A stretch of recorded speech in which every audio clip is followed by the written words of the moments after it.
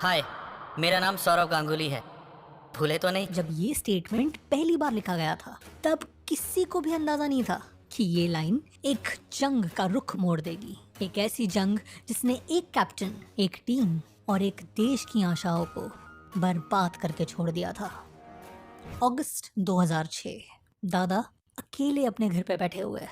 आज से 1 साल पहले जहां दादा के कोलकाता में होने पर उनका पूरा घर दोस्तों, पत्रकारों और जानकारों की भीड़ से भरा होता था, वो आज सिर्फ सन्नाटे की शोर में मसरूफ था। मानो वो सन्नाटा दादा के करियर का हाल चिल्ला चिल्ला के बयां कर रहा हो। कप्तानी छीन ली गई, टीम से निकाल दिया गया, एक एक कर उनके बोर्ड पे बैठे सारे समर्थकों के मुंह बंद करवा दिए गए। यहाँ तक कि जब उनके एक टीममेट ने उनका समर्थन करने की कोशिश की तब उस पर लीगल केस करके पूरे टीम पर गैग ऑर्डर लगा दिया गया। और ये सब उस कोच के कहने पर जिसे खुद दादा ने सिलेक्ट किया था। जिस शख्स पे दादा ने भरोसा किया, अपने घर में बुलाया, उसने फिर एक एक करके उस कप्तान और उस लेजेंडरी टीम को अंदर से खोखला करके रख दिया। और फिर मानो जले पे नमक छिड़कने की कोशिश में जब दादा ने अपना पूरा पॉलिटिकल जोर लगाकर पाकिस्तान के लिए जा रही टीम में एक जगह बनाई, तब उसे सिर्फ एक मैच में खिलवाकर बिठा दिया गया। एक रिस्पेक्टेबल स्कोर बनाने के बावजूद तो मैसेज क्लियर था, दादा की स्टोरी खत्म। वो चाहे जो कर ले, उनके लिए इंडियन टीम के दरवाजे हमेशा के लिए बंद हो चुके हैं। यहाँ तक कि एक सिलेक्टर ने साफ साफ कह दिया था, जब तक हम यहाँ बैठे हैं तब तक गांगुली टीम में नहीं लौटेंगे। एक शानदार करियर का अंत एक शर्मनाक जिल्लत भरे तरीके से होने वाला था। इंडियन क्रिकेट पर राज करने वाले वो महाराज अब बस इतिहास के पन्नों में कहीं गुम होने वाले थे। और तब आया है कॉल पेप्सी इंडिया के सीईओ का। एक ऐसा सीईओ जो उस वक्त खुद दरखास्त होने के कगार पे था। कारण पेस्टिसाइड कंट्रोवर्सी। अब इससे पहले पिछले 10 साल में पेप्सी ने इंडियन मार्केट को अपनी गिरफ्त में कर रखा था। एक सीधा साधा फॉर्मूला यूज करके क्रिकेटर्स और उनका सपोर्ट करते बॉलीवुड स्टार्स। फिर वो ये दिल मांगे मोर हो या ओए बबली हो या फिर इंडिया पाकिस्तान सीरीज में इंडियन प्लेयर्स का बीच मैच में हडल बनाकर पेप्सी पीना हो, किसी तरह से हर बार पेप्सी सही समय पर सही ऐड दिखाकर कोको कोला और थम्स अप को हरा देती। यहाँ तक कि जब पिछले कुछ सालों से पेप्सी का चेहरा बने दादा टीम से हटा दिए गए, तब भी पेप्सी ने झट से द्रविड़ को लेकर एक नई ऐड बना दी जो वायरल हो गई। तो दादा के तारे भले ही अब गर्दिश में थे, पेप्सी का नाम दिन ब दिन नई ऊंचाइयां छू रहा था। पेस्टिसाइड कंट्रोवर्सी होने तक 2006 के उसी अगस्त महीने में एक प्राइवेट इंडियन इंस्टीट्यूट ने रिपोर्ट रिलीज कर दी। भारत में बेचे जा रहे पेप्सी और कोला में बाकी देशों में बेचे जा रहे ड्रिंक से 24 गुना ज्यादा पेस्टिसाइड है। अब इसी इंस्टीट्यूट ने 2003 में भी ऐसी ही एक रिपोर्ट पेश की थी, जिस पर हंगामा तो बहुत हुआ पर अंत में ब्रांड का कुछ नुकसान नहीं हुआ। इसलिए इस बार जब वैसे ही रिपोर्ट फिर एक बार रिलीज हुई तो दोनों कंपनीज ने इस रिपोर्ट को कुछ खास रिएक्शन नहीं दिया और ये पड़ गया उनको भारी।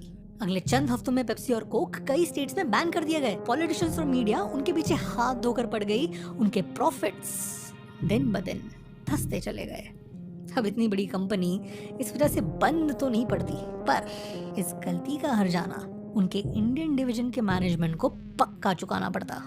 तो पेप्सी इंडिया डेस्परेटली इस खड्डे से निकलने की कोशिश कर रही थी। उन्होंने काउंटर रिपोर्ट्स दिखाए, प्रूफ दिखाना चाहा, पर पब्लिक ओपिनियन के उस सैलाब में कोई भी उनकी बात सुनने को तैयार नहीं था। भड़की हुई पब्लिक पर कुछ भी काम करना मुश्किल था। और यहाँ पेप्सी की मार्केटिंग टीम ने एक नया सुझाव दिया, इमोशंस को इमोशंस के साथ लड़ो। आइडिया था बड़ा सिंपल, दादा को एक ग्राउंड में बिठा दो और जो हुआ उसके बारे में बात करने कहो। खत्म करो इस स्टेटमेंट से कि दादा अब भी अपनी टीम को सपोर्ट करेंगे। और इस तरह से दादा के लिए और अपने लिए जरा सी सिंपैथी बटेर लो। अब ये फैसला आसानी से उल्टा पड़ सकता था। सोडा बेचने के लिए दादा के मुश्किलों का इस्तेमाल कर रहे हो या सिर्फ टॉपिक डिवेट करने की कोशिश कर रहे हो, लाखों सवाल उठ सकते थे। और सब मिलकर दादा की और उनके साथ साथ पेप्सी इंडिया की दोनों की नाव डुबा देते। तो इनमें था तो ये गैम्बल ही, जो पेप्सी मैनेजमेंट ने स्वीकार किया। इसलिए दादा को गया फोन, ऐड का आइडिया समझाया गया, जिसको पैकेज किया गया, आपको लोगों का इतना समर्थन है तो क्यों ना आपकी जंग सीधा लोगों तक पहुंचाई जाए। अब बाकी दरवाजे तो वैसे भी बंद हो गए, तो शायद यही आपकी कुछ मदद कर दे। अब भले ही पेप्सी खुद के बिजनेस के लिए निर्णय ले रही थी, अंत में अगर नुकसान होता भी तो पेप्सी का होता, क्योंकि सच कहे तो दादा के पास खोने के लिए कुछ खास बचा नहीं था। तो इस विन विन सिचुएशन में झोली में गिरे इस सुनहरे मौके को दादा ने झट से मना कर दिया। कारण ना मैं वो लाइन बोल पाऊंगा, ना मुझे ऐसे ड्रामा में जरा सा भी इंटरेस्ट है, और ऐसी चीजें करके लोगों की सिंपैथी जीतने में मुझे कोई इंटरेस्ट नहीं है। इसलिए मदद करने की कोशिश करने के लिए बहुत बहुत शुक्रिया, पर बस ख्याल ही काफी है। हाथ में मिला शायद उनका आखिरी मौका, झट से ठुकरा दिया गया। आगे बात करने की कोई गुंजाइश तक नहीं छोड़ी गई। पर पेप्सी, वो भी तो कुआं और खाई वाली सिचुएशन में अटकी थी, वो कहाँ पीछे हटने वाली थी। कॉल के चंद दिनों बाद दादा को आया लेटर पेप्सी के लीगल नोटिस का। आपने 2007 तक हमारे साथ कॉन्ट्रैक्ट साइन किया है, और जब तक हमारी एड आपके ब्रांड को ठेस नहीं पहुंचाती तब तक आप एड के कंटेंट के बेसिस पर मना नहीं कर सकते। सरल भाषा में या तो ऐड करो या फिर करियर के उस नाजुक मोड़ पर जहाँ पहली ही दुनिया आपको गाली दे रही थी, उस पर कॉन्ट्रैक्ट तोड़ने की बुरी पब्लिसिटी। तो दादा पीछे हट गए और ऐसे बनी वो ऐड। हाय, मेरा नाम सौरव गांगुली है। भूले तो नहीं? जो हुआ, क्यों हुआ, कैसे हुआ, ये सब सोच के दुख भी होता था, गुस्सा भी आता। अब ऐड के रिलीज होने पर देखने में कुछ खास बदला नहीं था, पर अंदर ही अंदर सबके नजर पार दो चीजें तब्दील हो गई। पहली, दादा की स्टोरी फिर एक बार गली गली का चर्चा बन गई। पर इस बार जो हो रहा था वो कैप्टन के साथ अन्याय नहीं था, वो दादा द प्लेयर के साथ अन्याय था, जिसे पहले सिर्फ बड़े लोगों के पॉलिटिक्स के नखरे कहकर बहुत से लोग इग्नोर कर रहे थे। वो अब 1 साल बाद बोर्ड वर्सेस अकेला खिलाड़ी इस नजर से देखा जा रहा था। हवाओं ने धीरे धीरे अपना रुख मोड़ लिया था। राह थी तो बस एक चिंगारी की, जो खुद कोच ने जला दी। अब जरा फर्ज करो, अब तक जीतती आई आपकी टीम अचानक खेलना भूल जाती है। पहले डीएलएफ कप में ग्रुप स्टेज में हार, उसके बाद अपने घर पर हो रहे चैंपियंस कप में ग्रुप स्टेज एग्जिट, और फिर साउथ अफ्रीका जाकर व्हाइट वॉश होने के कगार पर। तो आप एज अ कोच क्या करेंगे? वेल, कोच ग्रेग चैपल के अनुसार ये एकदम सही समय है इंडियन पार्लियामेंट के साथ जंग करने की। They're entitled to make any comment they like. That's what they're paid to do in Parliament. हाँ, हार के बाद कोच ने पार्लियामेंट के खिलाफ बयान दे दिया। पहली पूरी टीम गाली खा रही थी, उस पर कोच साहब ने टाल दिया ट्रक भरकर घासलेट। तो क्या होना था? Put your gun on somebody else's shoulder and fire. Greg Chappell, गिरा दो, मार दो, कर दो। पहले जिस चीज की चर्चा गली चौराहे पे चल रही थी, वो अब पार्लियामेंट में होने लगी।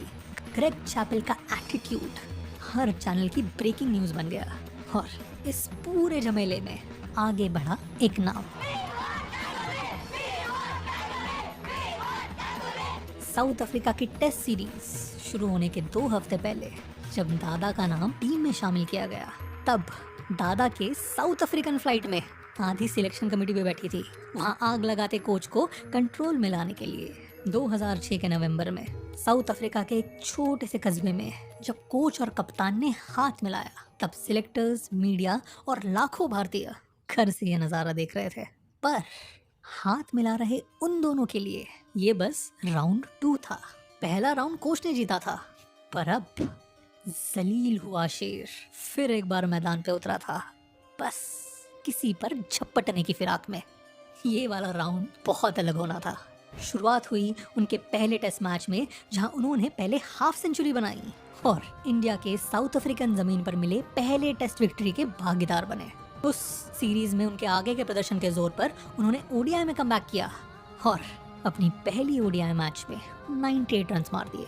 उस सीरीज में उन्होंने 60 के एवरेज से स्कोर किया और उसके बाद श्रीलंका में जाकर वो टॉप रन स्कोरर बने।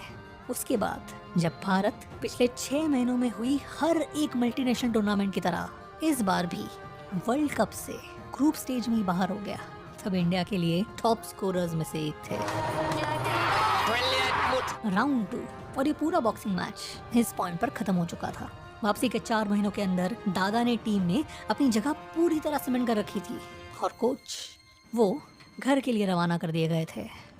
वो जंग दादा जीत चुके थे, एक ऐसी जंग जिसमें 1 साल तक लगातार मुकी खाने के बाद पहली बार पासा पलटा था उस एक ऐड के जोर पर, जहां उस एक लाइन ने लोगों को याद दिलाया था कि दादा अब भी पिच पर है, दादा अब तक हारे नहीं है।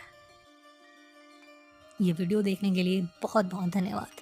अगर आपको दादा के बारे में कुछ और वीडियोस देखने हो तो यहाँ क्लिक कीजिए। तब तक आशा करता हूँ कि आपका दिन शुभ हो। वीडियो देखने के लिए बहुत बहुत धन्यवाद।